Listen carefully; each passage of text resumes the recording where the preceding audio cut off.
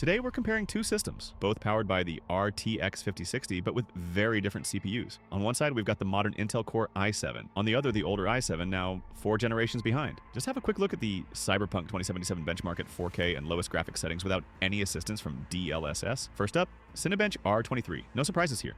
The newer i7 crushes it, scoring nearly 3 times higher than the older i7. That's a massive leap in raw CPU power, but what about gaming benchmarks? In 3D Mark Steel Nomad, the scores are surprisingly close. So does that mean the older CPU still holds up? Let's find out with a real-world test. Cyberpunk 2077.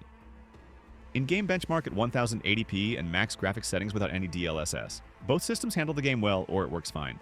The older i7 is paired with an OC edition, RTX 5060, which gives it a slight FPS boost in some scenes, and shows it runs at higher frequency. But here's the catch. FPS isn't everything. You need to consider the 1% low and the average. This video is important as you need to look at the RLAT and PCL numbers, measured in milliseconds.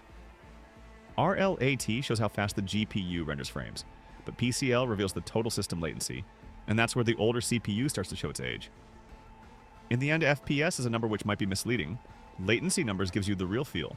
The newer i7 delivers smoother, more consistent performance, especially in CPU-heavy scenes.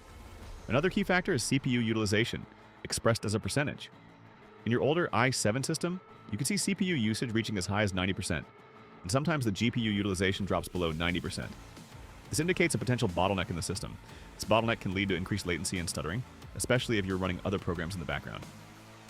The newer i7 processors, equipped with efficiency cores, are designed to handle background tasks more effectively.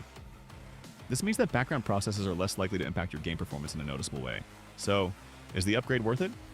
If you're chasing every millisecond and want the best experience, the newer CPU is the way to go. But if you're on a tighter budget, the older i7 still puts up a solid fight. Thanks for watching, and let us know in the comments. Would you upgrade or stick with the old guard?